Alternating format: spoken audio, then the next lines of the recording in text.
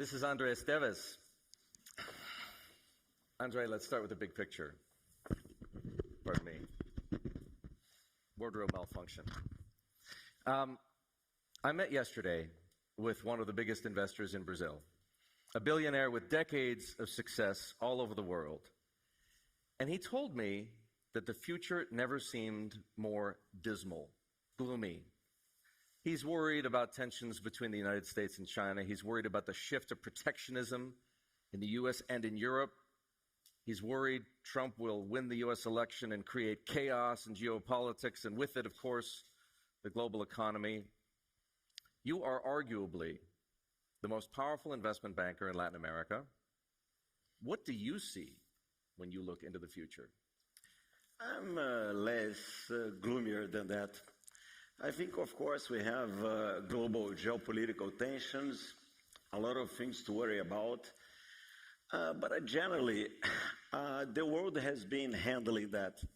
And I'm not necessarily bearish on geopolitical issues when you think about Trump election, right? I think Trump has been tough but responsible. And sometimes when you have confusion in the saloon, it's not necessarily bad to have someone arriving with unpredictable behavior can bring more predictable behavior of everybody else. So should I interpret that as you seeing a Trump victory as a positive?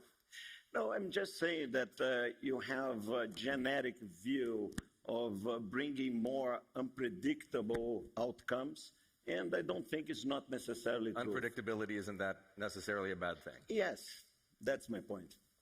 So we have, of course, the U.S. election coming up in 13 days, but there are two poles to this geopolitical tension we're talking about. There's the U.S. on the one side, and the U.S. economy, as you know, continues to do extremely well. Interest rates are coming down, inflation is moderating, the unemployment rate continues to be quite low. On the other hand, of course, we have China. And the Chinese economic model today looks a lot different than it did just a few years ago. Tell me what you expect from China. In this case, I'm worried with both sides. Starting with China, I'm worried about the model. What drove this amazing 30 years of Chinese growth was a combination of big migration from rural areas to urban areas and the consequent urbanization of that, an amazing labor arbitrage, huge investments in infrastructure with fantastic productivity gains, and on the top of that, a very vibrant capitalism. When you look at China today, all of these factors offer some challenge, right? Labor cost arbitrage is not there anymore, or at least not in the same fashion, right? A blue-collar worker in China makes more or less the same than a blue-collar worker in Brazil or Mexico. No more migration from rural areas into urban areas, and no more consequent urbanization in the same velocity. And the marginal investment in infrastructure doesn't bring the same productivity. And regarding the amazing entrepreneurial environment of the last 30 years, also some shifts, some more prioritization on politics regarding the economy. And on the top of all of that, you also had the surprise in birth rates to the worst. So Chinese population is shrinking. If you ask ChatGPT, what is the population of China in 2100, it will tell you 564 million people, which is a big challenge. So we had the package. Maybe it's the beginning of a reshift in the direction of economic priorities. We need to see, but I think we have challenge there. But we also have challenge in the U.S. And the challenge in the U.S. for me is related to public deficit. And the debate about that, or in better words, the lack of debate about that in the public campaign, right? It's a very high deficit with less buyers of U.S. treasuries, and we don't see this debate happening. It's in reality, even if you are the owner of the printer, there is a limit to print. So I'm worried about that with the US. So if on the one hand you have a very different Chinese economic model in which you lack some confidence, and you have a US deficit ballooning out of control, and the potential for the bill, if you will, to come due at someday in the not too distant future, what does the combination of those two things mean for the global economy, and perhaps more relevantly, seeing as we're sitting here in Sao Paulo, the economies of the global south? I think generally these combinations bring volatility. And if you look this year, somehow that's what we are seeing when you look at US. We started the year pricing a 50 bips cut in March, with 7 other cuts in the yield curve. Then March arrived and no cuts, and gradually the other cuts disappeared from the yield curve. By mid-year, we had a view that no more cuts ever. Then 2 months later, and our fear was we are very close to a recession. And eventually we need an emergency cut, an intermittent monetary policy committee meeting of the Fed. And then suddenly, no, it's not close to a recession, but we got a 50 bips cut in September meeting. 1 week later, the market was worried about eventually no more cuts this year. So it's an interesting scenario because it's amazing volatility of scenarios, and part of that driven by the Fed. And when you look at the underlying assets, the US economy, much less volatile than that. So it's an interesting landscape, probably related to what we discussed before. When you say driven by the Fed, are you suggesting that the Fed is either over-communicating or miscommunicating? I think certainly over-communicating, because when you are a central banker, and today the information that any central bank has is not that different than the market information. But if you over-communicate, you over-guide the markets in the best of your interests and objectives, you lose what is the most important point of observation, which is the market price. That's the most important piece of information. If you are over-guiding the markets, you are somehow losing that. And I think we are in a moment of global central banking that we are over-communicating, not necessarily miscommunicating, but we are over-guiding markets. I prefer a more quiet central bank and let the market provide us with a very important piece of information, which is the prices.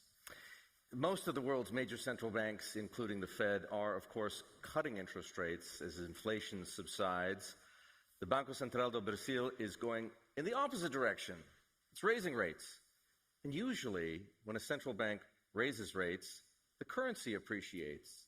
But that's not what's happening here in Brazil. In fact, the real keeps getting weaker. What's wrong with this picture? I think markets are more pessimist than the state of the economy in Brazil. Brazil will grow 3.1%, 3.2%, and very important, without any constraint in the external accounts. So current account deficit will be something around 1.5%.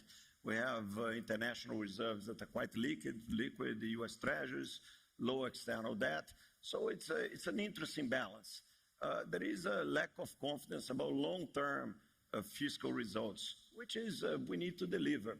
And regarding the interest rates hike, we are just in a different moment of the cycle. Brazil is with very tight unemployment, a very low unemployment, which is good for the economy, but maybe we are with inflation expectations slightly ahead of what they should be. So central bank is doing their job, moving back inflation expectations to the target, which is 3% in the case of Brazil.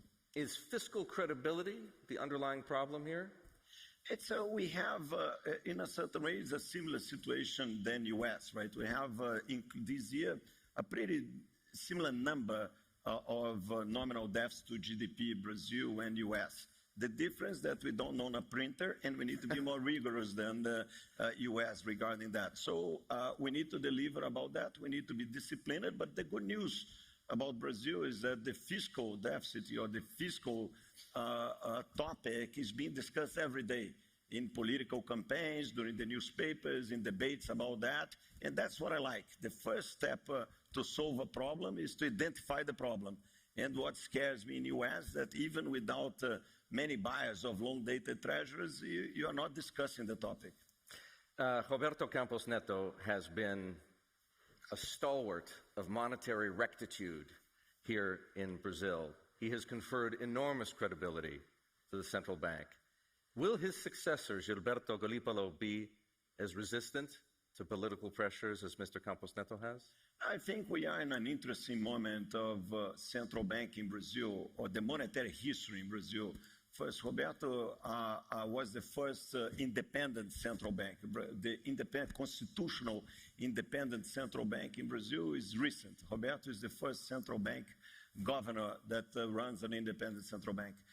But in reality, for more than 20 years, including Lula's first two administrations, central bank was operationally independent in practice. For the last almost 3 decades, that's the logic in Brazil. So I think we'll have a smooth transition, and the credibility goes beyond the credibility of Roberto, but is from the institution. You think there is enough institutional credibility? You know, I'll just remind everybody that it was only last week that once again Donald Trump was talking to our own editor-in-chief, John Micklethwait, about how he wants to jawbone the Fed in this direction or that direction. Is that a possibility here too?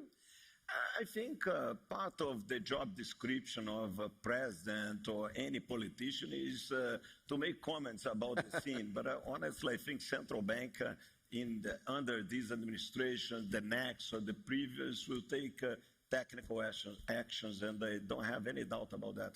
Let me ask you about the government of President Lula. Where is it getting things most right economically? I think Minister Haddad, the finance minister, is doing a good job in identifying the necessity of us creating a fiscal framework that brings stability. Remember, Brazil was upgraded by 2 rating agencies, and most recently by Moody's, and we are one step to investment grade.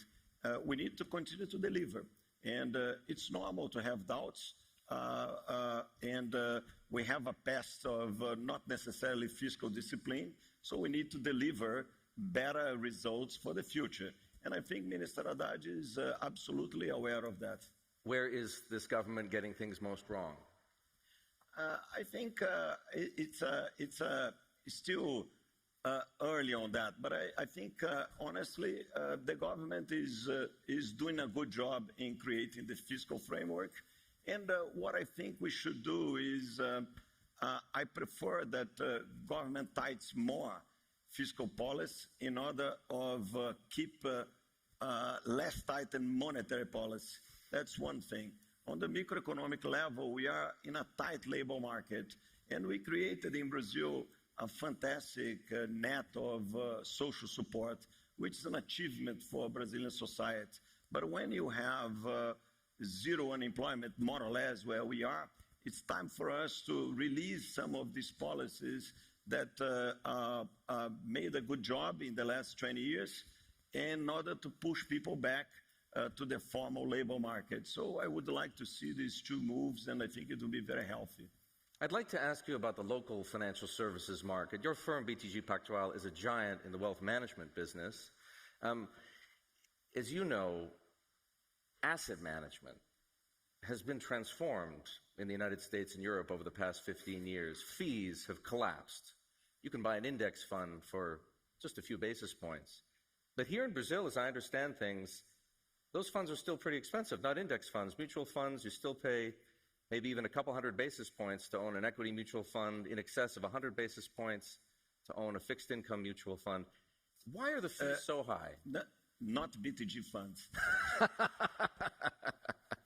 They're very cheap and perform very well, and I encourage all of you to invest on that. That is not the case across the industry, though. What is going to trigger the collapse, the compression in fees in wealth management and asset management that we've seen elsewhere in developed markets? No, it's happening in Brazil also, right? You had a lot of democratization in terms of asset management and wealth management in Brazil, which is fantastic for the society. The concept of independent financial advisors, distribution network. There is a lot of competition in the Brazilian market, new fintechs, new companies, big companies that became public companies, digital banks that are very successful. I see a pretty vibrant financial sector here in Brazil, and competition will be there.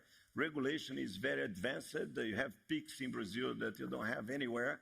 You move money in Brazil much easier than in US and much cheaper than in US. So I think the financial infrastructure here is quite competitive. Another phenomenon here is the recent movement, let's say, of investor capital out of hedge funds and into tax-free asset management products. And there's some concern in your industry about maybe the government eliminating some of those tax advantages. If that were to happen, and perhaps you can tell us if you think it's going to happen, would that spur yet another dramatic reallocation of investor capital here, and with what consequences? I don't see this happening because I think the big move in terms of keeping these tax incentivized products under control already happened correctly, right? It's a product of tax reform, right? It's much similar, not that different from munis in US or REITs in US. So it's a similar constitution. The framework, the legal framework of Brazilian financial markets and US markets are not that differently. Here, I like the last change in regulation, and I think they were correct, produced by Brazilian SEC, Central Bank of Brazil, and I don't see big capital dislocations. I think we are going in the right direction there. Brazil, as we have established in several conversations today, is a giant in renewable energy. Some 93% of all power on the grid is green. In theory, this country should be a magnet, right, for multinationals that want to build carbon-free supply chains and want to set up green factories. You would know, because of the firm that you run, are more companies actually looking at Brazil now, either to set up businesses or maybe to buy businesses here? Yes, and I think that you can have some tectonic movements around that, and especially regarding the energy matrix that Brazil has. As you said, we have, depends on how you measure, 85 to 90% of the matrix is renewables, which means that we are a renewable, the largest renewable energy matrix in the G20, and especially with low subsidies, right? Because doing renewables in UK, it's possible, but quite expensive. In Brazil, it's not. And I think Brazil could be a global hub for data centers, for example. As you know, you cannot build data centers in Virginia anymore. You cannot build, or in UK, you take 2 years to link your data center to the grid. In Brazil, you have huge investment in transmission lines and renewable energy fully available, not expensive. And Brazil could be a very important hub for global data centers that will be needed globally. When you say that's tectonic, one of the opportunities. One of the opportunities. So when you say tectonic, what is it going to take to bring about that kind of a tectonic shift?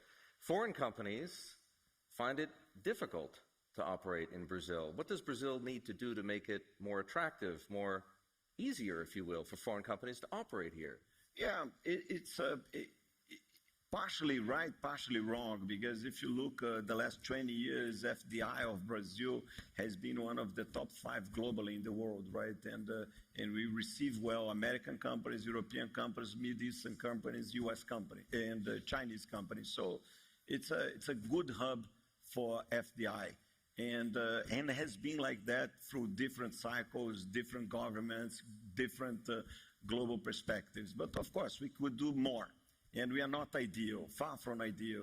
I think we should have less taxes, simpler regimes, and easier way of doing business. We can improve in all of these fields. Part of that we are trying to do. We are in the middle of a tax reform in Brazil, not approved yet. As always, not ideal, but much better than the system that we have today. And it's a step. We need the other 19 steps to be ideal. But even so, we have been attractive for that. Do you see those kinds of reforms, not the tax reform that's being discussed in Congress now, but the other 19 steps, as you say, being taken under this administration, or are you going to have to wait for the next government? I think we have been doing reforms through administrations, right? If you look during President Temer, we did a very important labor reform. During President Bolsonaro, we did a very important social security reform. And now under President Lula, we are doing a very important tax reform. And that's, sometimes we don't notice. We complain, we demand, we try to do better, but we reach at the reasonable level of institutionalization, which means that you do what is needed. Doesn't matter who ideologically is in power. So I think we will complete the tax reform, and we will continue to do especially microeconomic reforms.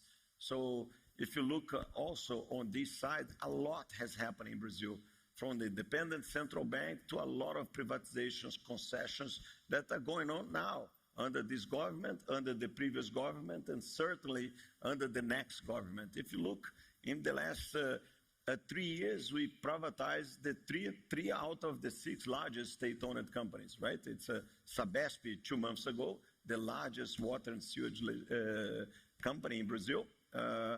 Last year, Copel, the largest state-owned energy company. And 2 years ago, Eletrobras, which is the 3rd largest state-owned company. So, and honestly, well received by the society. I have a question for you, André, about a theme that has run throughout this conference. Last night, right here, in fact, in this room, Aloysio Mercadante, the president of Brazil's National Development Bank, described a quote-unquote difficult geopolitical scenario for countries in the global south like Brazil. Tell us what you think. How should Brazil position itself in this environment between where we started off the conversation between the U.S. on the one hand and China on the other? Where does Brazil belong? I think we should do what we have been doing, right? Sometimes we go a little bit more one side, a little bit more the other side, but if you look back, we have very good relationships to the U.S. Here we have our dear ambassador that we talk frequently. We have very good relationship with Europe, with Middle East, with China. And especially if you are a Chinese infrastructure company, an European industrial company, or a U.S. service company, you are treated equally in Brazil. All of them will follow the same rules, will obey the same law. And that's, I think, what makes Brazil a neutral country at the end of the day. So culturally, we are open.